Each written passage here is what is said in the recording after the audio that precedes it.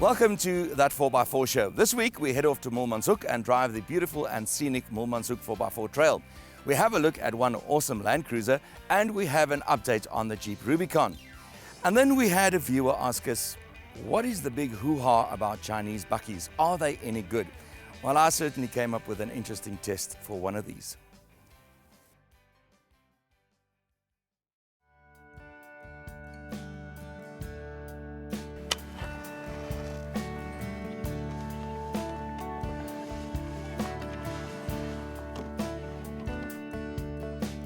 Hello, Benny. I'm in Botswana, Khama Rhino Sanctuary. We got here last night with a Tunland and it was minus 100 degrees, but nonetheless, I survived it. So I've got the fire going. Whilst I defrost my toes, I'm gonna make coffee quickly. So maybe you can tell the viewers at home a little bit more about the Tunland. Okay, so while Mr. T tends his caffeine issues, let me tell you more about this Chinese bakkie. Although there certainly are some Hilux familiarities in this design, the good news is that Foton actually designed their own bakkie here and not simply used an old template from Isuzu or Nissan. It's big and bold, and this particular unit features a few upgrades, like a spacer for the front suspension, bash plates, a front-runner aluminium roof rack and Hankook mud terrain tires. The interior, which is also a new Chinese design and not a copy, features most of the bells and whistles you'd expect in a top-end double cab, including leather upholstery for the seats.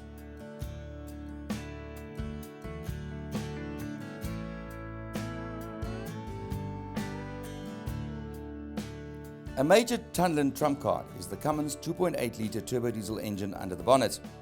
Built in China in a Cummins factory, this engine has 120 kilowatts and 360 newton meters of torque, the latter available from 1,800 RPM. On paper then, and from a bakkie perspective, this Tunland just about represents the sharpest end of the Chinese technological and design fields. But how does it fare in tough old Africa? Find out, I'm sending Mr. T to Kokonya Island, a lesser visited island on Botswana's amazing Makgadikgadi salt pans.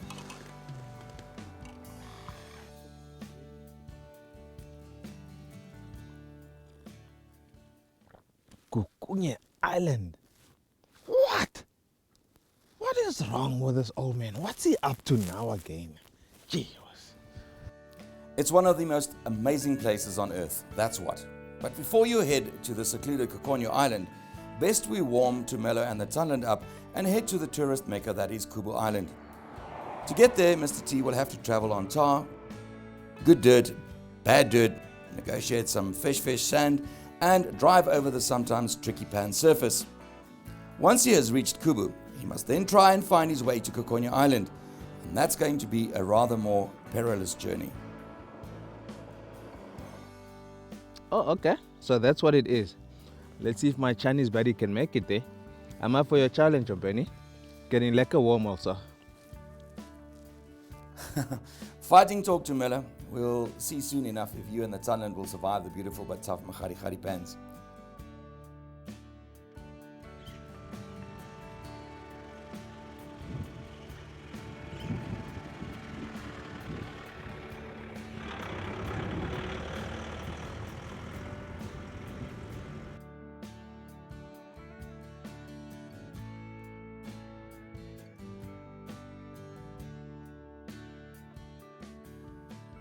Mr. T hits the road north to Urapa. Before he reaches Urapa, he hooks a right to the town of Litlakane.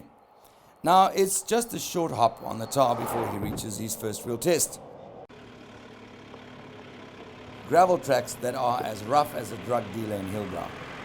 Time to hook four-wheel drive via the dash-mounted button and to deflate the mud terrains to 1.5 bar.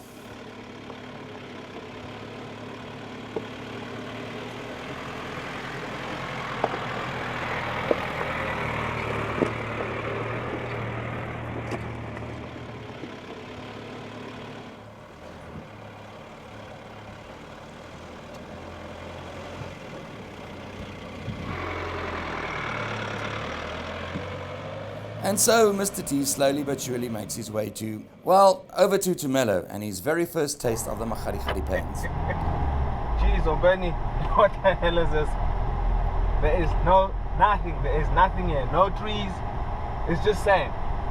And it's so hot. Luckily, I've got the aircon on. But, dude. Okay, there's a bird. Yeah. Okay. Let's have fun.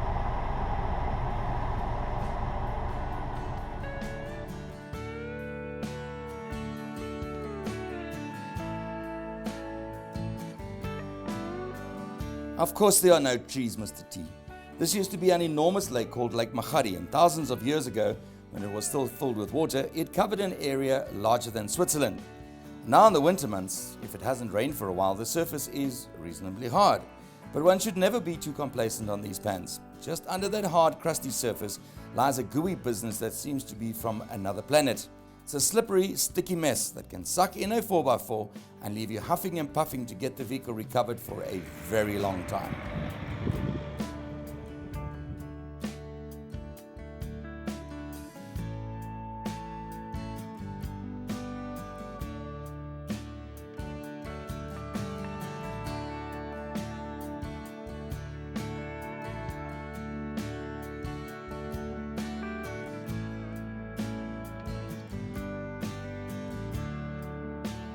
But luckily for Mr. T, it's quite dry in July. So as long as he sticks to the tracks here, he should be just fine. And then he arrives at an island, in the middle of a whole lot of nothing. At least there are some trees on Kubu Island, including baobabs that are thousands and thousands of years old. And then, after a short hike, there it is, the business end of the Makgadikgadi Pans.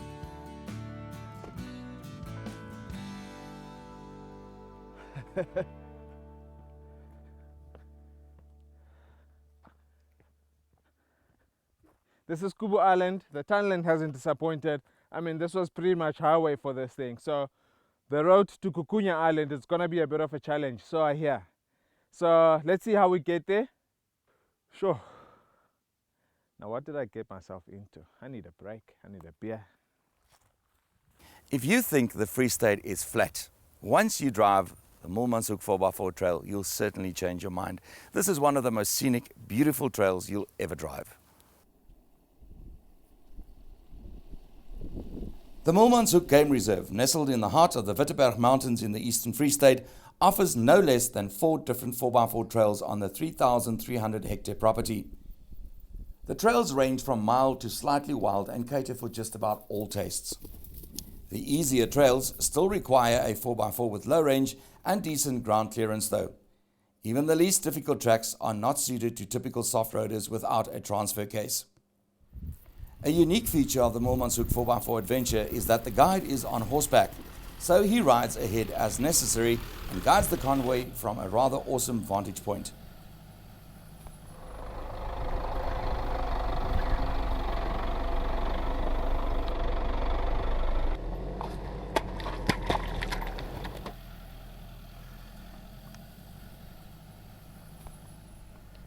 The trails are accessible all year round, and there's an abundance of game around as well.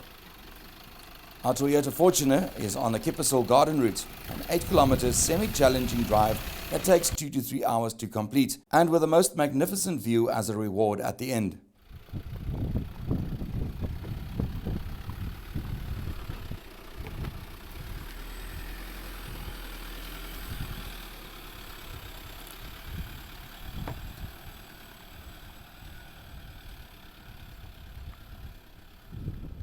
There are more challenging routes as well, including the 7-kilometer Sacred Hook, which is reserved for organized groups with some proven off-roading skills. Ditto with the longest neck route, a 10-kilometer test which we completed in our Land Rover Discovery V8.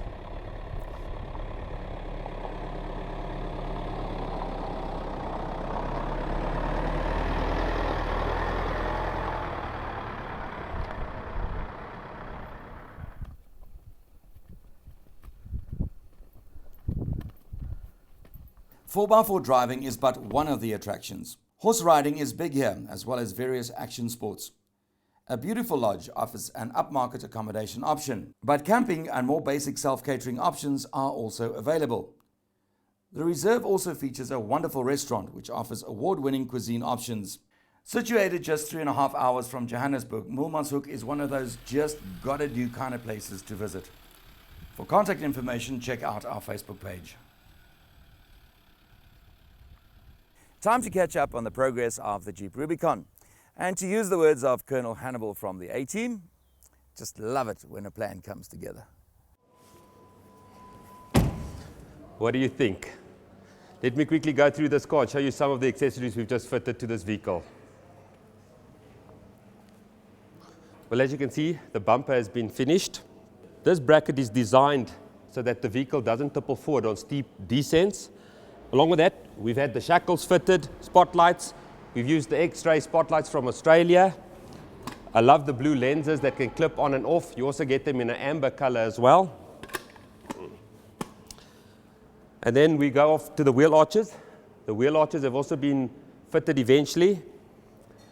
You saw in the last program how they were developed. This is what they look like on the vehicle. This is also available in two options. You can get it in a wider one or the narrower look. Then another product also available from Frontrunner is the spotlight bracket. We've mounted another set of X-ray lights on the front over here, also with the blue cover.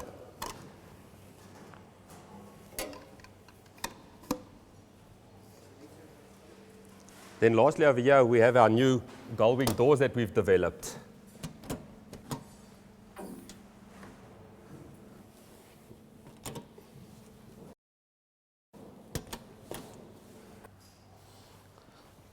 Well, we've removed the old original bumper and we've fitted our new four-wheel drive trucking bumper on it with these beautiful recovery points as well, which is standard now on our bumpers. Next we'll be replacing the spare wheel and putting on the big 35-inch wheel on the back. This is one awesome Land Cruiser. So much so that a die-hard Land Rover fan said that he'd trade his Land Rover in for this Land Cruiser tomorrow if he could. This is a Land Cruiser V8 like you've never seen before. The ultimate overland cruiser with no expenses spared. Here's Gary Swimmer again to give us the lowdown on some of the upgrades. Incidentally, the upgrades alone totals about 750,000 Rand. Well, this was one of my finest moments. We built this Cruiser 76 station wagon into a real mean machine. This thing is designed to go through Africa. We start off here, custom rock slider side steps, built-in water tanks. Each side step takes 18 liters, so we have a total of 36 liters in the two side steps. Both these side steps are joined by a 55 liter that is custom built and been put underneath, above the prop shaft into the chassis. Next to that water tank we put in another 30 liter fuel tank for extra diesel. As you can see here in the front, we did a full 37-inch conversion. We're running 20-inch rims, 12.5-inch wide with a 37-inch, 13.5-inch tire Cooper STT mud terrain to really give it that height and that aggressive look. We custom made all the arches, and as well we fitted a TJM bar in the front. The custom bar also had to be widened and modified so that it could, we wanted it the same width as the wheel arch. Like I said, no expense was spared on this vehicle. It got a Xeon 12,000 pound worn winch fitted to the front and a set of LED X-ray Vision X spotlights. Well, on this side we fitted the Alucab shadow awning. It's a 270-degree awning. The reason for being on the left-hand side is because we took the windows out and we actually put a door in that lifts up. And here we have a whole kitchen, cups and pans and pots, and you'll be doing all your cooking over here. So when it came to the electrics on this vehicle, we had to do the job properly. So we gave him a power point at the back of the vehicle so that he can plug it in if the campsite has got electricity. If the campsite doesn't have electricity, we start the generator that is right above on the roof. The generator plugs into this power point and will give power. From a 4x4 ability point of view, the Cruiser is obviously hugely capable. What with those massive 37-inch wheels, 2 lockers, solid axles and the might of the V8 diesel engine. Typical overland obstacles will be discarded with little hassle. Is this rig worth a grand total of more than R1 million? We reckon it is. Just listen to that engine.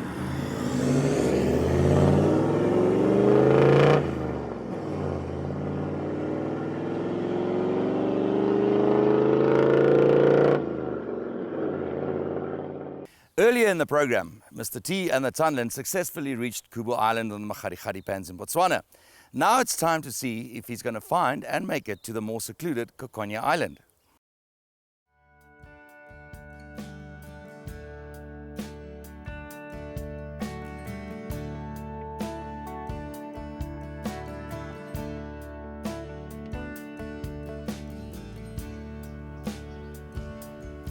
Okay, so the Foton has taken Tumelo across some reasonably inhospitable terrain to Kubu Island. But now he has to try and navigate his way to Kokonya Island, which is only about 40 kilometers from Kubu as the crow flies. However, besides the fact that it is illegal to drive across the pan in a 4x4, it would be rather fatalistic. That muddy, gooey stuff that lives just under the dry crust will drag any 4x4 in. So Mr. T has to backtrack to another route, which he hopes will get him to Kokonya as he flirts with disaster on the outer edges of the pan. This is it. We couldn't go over the pans, so we drove back from the island. This is the road that we found. So whether we're gonna get to Kokonya Island, I don't know, but that's why we're here.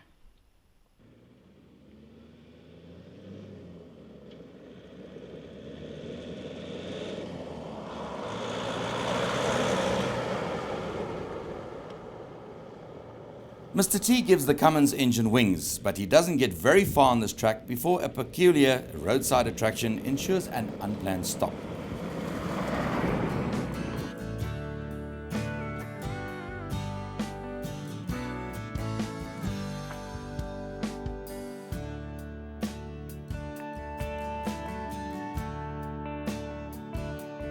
I haven't come down far this road, and this is what I found on the side of the road. It's honestly not looking good, but you know what? This to me looks like a dead Toyota Prado. Even when she's dead, she's still drawing a bit of attention. I'm sure your check from Toyota is in the post, Mr. T.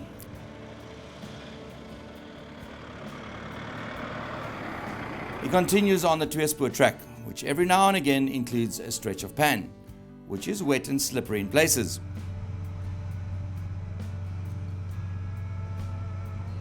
Here momentum is his best friend, as Tumelo utilizes the Tunland's 120 kilowatts and 360 newton meters of torque. More Tweespoor tracks followed, then more pan crossings, and then the 4x4 tracks run out, and all that remained were bike tracks. So what now, Tumelo?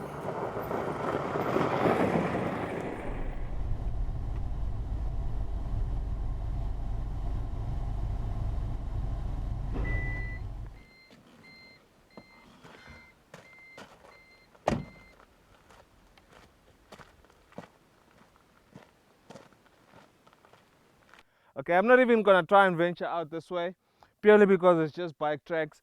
It's a bit wet there. I'm gonna find my way around this way, just to get through this patch here. I'm not gonna chance it. A wise choice, Mr. T, a very wise choice indeed. Venturing onto these pans by himself in any 4x4 vehicle would be like tugging on a wild male lion's mane and saying, "Hey, kitty, kitty, show me your teeth." In other words, not a good idea at all. With Kokonya a tantalizing close 20 kilometers away, he now has to aim for the small town of Moolmanshoek. And from there, he has to drive northwest for another 70 kilometers before he reaches the real pan again.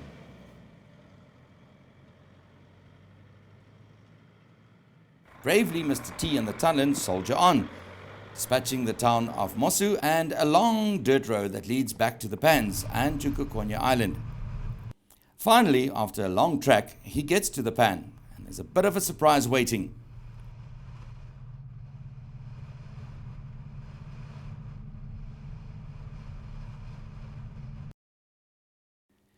To reach Kokonya Island, he has to negotiate a stretch of about 5 kilometers of that slippery Makgadikgadi mud, and the signs are not very good.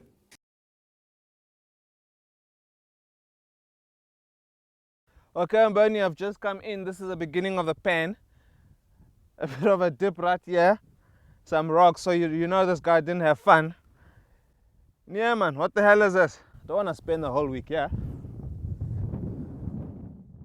Come on, Mr. T. Kokonya is just about 3 kilometers away now. You're almost there. But then the muddy tracks turn into an even more muddy mess. There's Kukunya Island over there, but this patch of road looks a bit dodgy, but luckily the Tunland comes with a smarty box full of 4x4 tricks.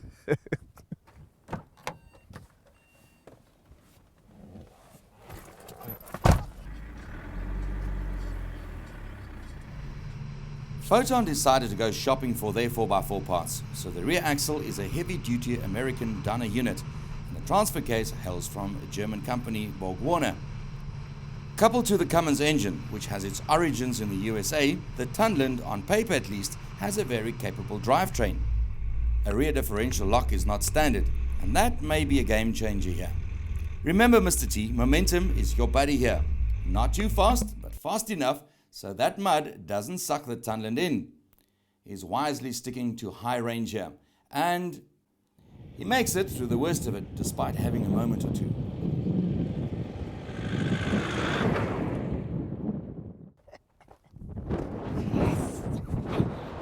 Made it!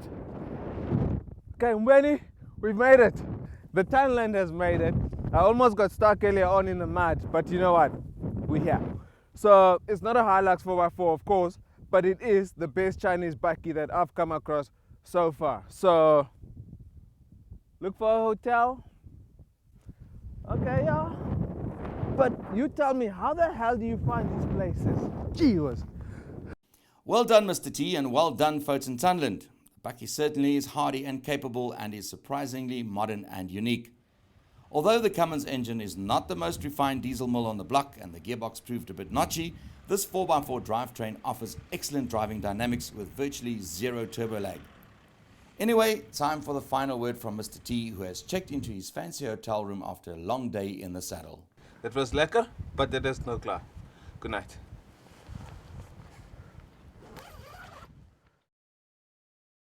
Well, folks, that's it for this week. Unfortunately, all good things come to an end. But in the meantime, please keep the rubber on the road.